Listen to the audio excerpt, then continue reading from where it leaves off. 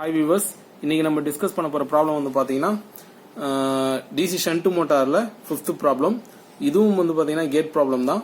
Okay, இப்போ problem proceed பண்ணலாம். 240 volt DC shunt motor draws 15 amps while supplying the rated load at a speed of 80 radian per second. The armature resistance is 0.5 ohm and the field winding resistance is 80 ohm. The net voltage at the time of plugging will be. So இதான் வந்துட்டு question. So எப்போ நம்ம given எழுதிட்டு தென் problem எப்படி proceed பண்ணலான்றத பார்க்கலாம். So given வந்து பார்த்தீங்கன்னா 240 volt. So voltage கொடுத்துருக்காங்க V is equal to 240 volt. Then DC shunt motor draws 15 amps. So IL is equal to 15 amps while supplying the rated load at a speed of 80 radian per second. So unit radian per second. So omega is equal to 80 radian per second. Then the armature resistance is 0.5 ohm. So RA is equal to 0.5 ohm and the field winding resistance is 80 ohm. So இதான் given. So question என்ன கேக்குறான்னு பாத்தீங்கன்னா the net voltage at the time of plugging will be. So இந்த problem solve பண்றதுக்கு முன்னாடி நீங்க plugging concept clear-ஆ தெரிஞ்சிருக்கணும். ஏன்னு பாத்தீங்கன்னா அவங்க question வந்து பாத்தீங்கன்னா net voltage at the time of plugging கேட்டிருக்காங்க. So plugging என்றது it's a type of braking. So there are 3 types of braking in DC motor. என்னென்ன braking பாத்தீங்கன்னா rheostatic braking, plugging and regenerative braking. So plugging என்றது one type of braking. So plugging is also called reverse braking சொல்லுவாங்க. அதாவது மோட்டரை வந்துட்டு reverse பண்ணி break apply பண்ணுவாங்க. That's why it is called a reverse braking சொல்லுவாங்க. அப்போ வந்து மோட்டரை வந்துட்டு ரிவர்ஸ் பண்றதுக்கு we have to change either armature or field winding. Armature இல்ல field windingல நம்ம polarity change பண்ணனா நம்மளுக்கு மோட்டர் ரிவர்ஸ்ல ரொட்டேட் பண்ணும். சோ அந்த டைம்ல பிரேக்கிங் அச்சீவ் பண்றது தான் பிளக்கிங் சொல்லுவாங்க. அப்படி ரிவர்ஸ்ல ரொட்டேட் ஆகும்போது ட்ரை பண்ணும்போது நம்மளுக்கு நெட் வோல்டேஜ் என்ன வரும் அப்படின்றது தான் கொஸ்டின்.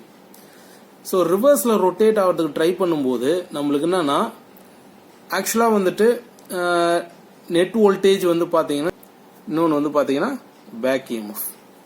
எப்பவுமே வந்து பாத்தீங்கன்னா இந்த back EMF opposes the voltage.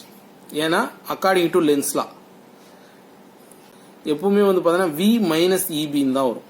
V minus EBன்னு தான் வரும். பட் இந்த பிளக்கிங்ல வந்து பாத்தீங்கன்னா நம்மளுக்கு கண்டிஷன் வந்து பாத்தீங்கன்னா எனி ஒன் டெர்மினல் ரிவர்ஸ் பண்றாங்க.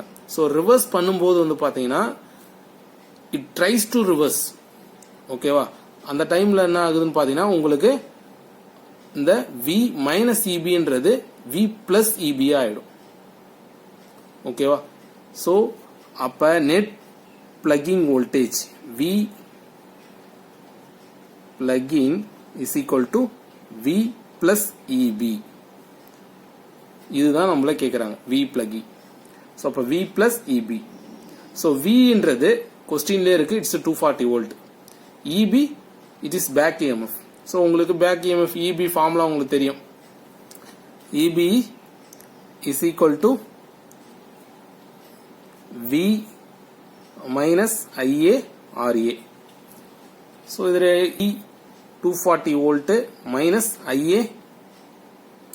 IA வந்து பாத்தீங்கன்னா ஸ்ட்ரெயிட்டா கொடுக்கல. ஓகேவா? சோ அப்ப நம்ம IA கால்குலேட் பண்ணணும். IL தான் கொடுத்திருக்காங்க.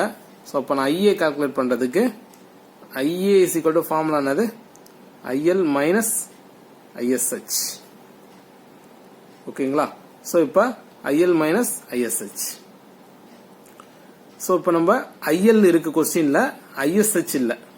அப்ப நம்ம ISH ஃபைண்ட் அவுட் பண்ணணும். So ISH equal to VSH divided by RSH. VSH is nothing but 240 volt. ஏன் VSH 240 volt சொல்றேன்?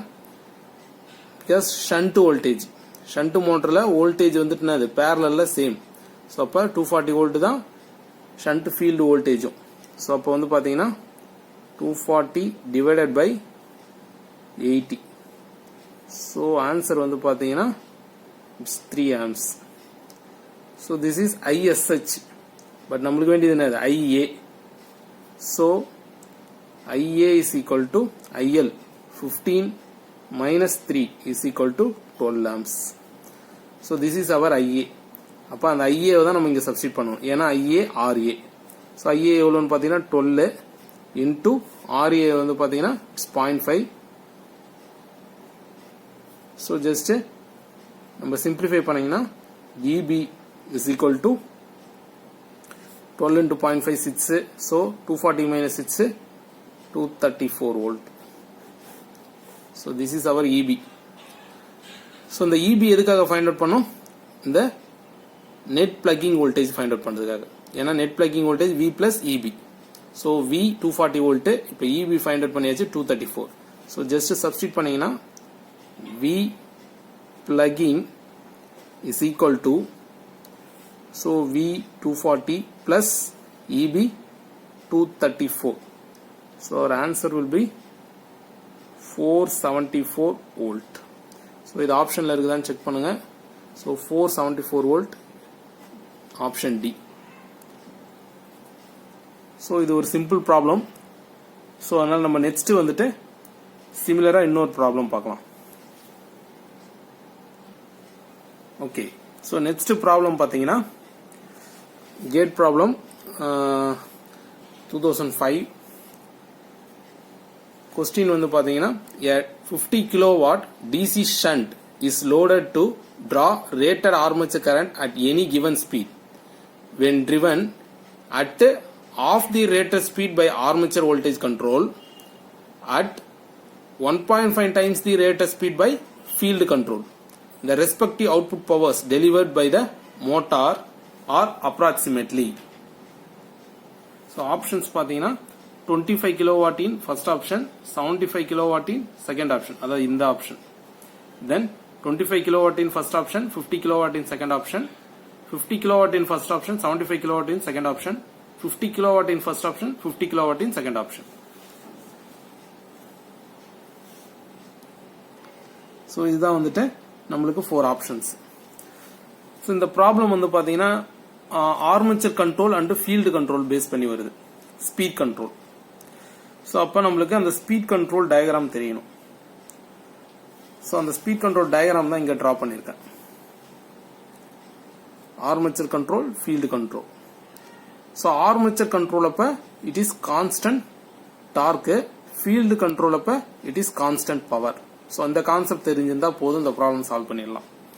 ஸோ அப்போ ஃபர்ஸ்ட் பார்த்தீங்கன்னா ஆப்ஷன் 1, அதாவது இங்கே இந்த ஆப்ஷன் வந்து பார்த்தீங்கன்னா at of the rated speed by armature voltage control சொல்லியிருக்காங்க.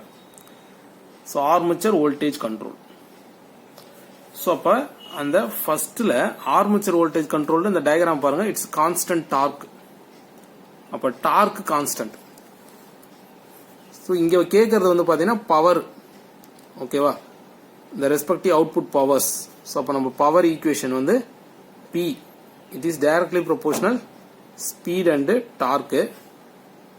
It is directly proportional speed and torque. ஆக்சுவலாக வந்துட்டு ஒமேகா டீன்னு எழுதுவாங்க. ஓகேங்களா, so P is directly proportional speed into torque. இப்போ இந்த டார்க்கு கான்ஸ்டன்ட் இருக்கிறதுனால P is directly proportional N. ஓகேங்களா, இப்போ வந்து என்ன சொல்றாங்க இந்த ஆப்ஷன்ல at of the rated speed. அப்ப ஸ்பீட் வந்துட்டு ஆஃபா ரெடியூஸ் பண்றாங்க. ஓகேங்களா, ஸோ அப்ப P is directly proportional to N இல்ல. ஸோ அப்ப ஸ்பீடை நீங்க ஆஃபா ரெடியூஸ் பண்ணும்போது பவர்னாலையும் ஆஃபா ரெடியூஸ் ஆயிடும். ஓகேவா, ஏன்னா ஸ்பீடு வந்து ஆஃபா ரெடியூஸ் பண்றாங்க. அப்ப டைரக்ட்லி ப்ரொபோர்ஷனல் போது பவர்னா அது ஆஃபா ரெடியூஸ் ஆயிடும். ஸோ அப்ப இங்க நீங்க ஆஃபா ரெடியூஸ் பண்றீங்கன்னா இங்கேயும் ஆஃபா ரெடியூஸ் ஆகும். வந்துட்டு கிவன் பவர் வந்து பாத்தீங்கன்னா இட்ஸ் 50 கிலோவாட். அப்ப half power means 50 divided by 2 is equal to 25 kilowatt. So option 1ல ஆன்சர் வந்து பாத்தீங்கன்னா இட்ஸ் 25 கிலோவாட். நெக்ஸ்ட் ஆப்ஷன் 2ல ஆப்ஷன் 2 வந்து பாத்தீங்கன்னா at 1.5 times the rated speed by field control. இப்ப ஸ்பீட் வந்து 1.5 times rated speed எதுலன்னு பாத்தீங்கன்னா ஃபீல்டு கண்ட்ரோல்ல. அந்த டைம்ல ரெஸ்பெக்டிவ் அவுட்புட் பவர். ஸோ அப்போ இப்போ இந்த டயக்ராம் பார்த்தீங்கன்னா ஃபீல்டு கண்ட்ரோலில் பவர் என்னது, இட்ஸ் கான்ஸ்டன்ட். அப்போ நம்ம சால்வ் பண்ண வேண்டிய அவசியமே இல்லை. ஸோ செகண்ட் கேஸில் P இஸ் ஈக்குவல் டு கான்ஸ்டன்ட்ன்றதுனால 50 கிலோவாட் தான் ஆன்சர். ஸோ ஃபர்ஸ்ட் ஆப்ஷனில் 25 கிலோவாட், செகண்ட் ஆப்ஷனில் இட்ஸ் 50 கிலோவாட். ஸோ அப்போ நம்ம ஆப்ஷன் வந்து பார்த்தீங்கன்னா ஃபர்ஸ்ட் ஆப்ஷன் 25, செகண்ட் ஆப்ஷன் 50 எதில் இருக்குன்னு பார்த்தீங்கன்னா ஆன்சர் பி. Okay, thank you. நம்ம நெக்ஸ்ட் கிளாஸ் பார்க்கலாம்.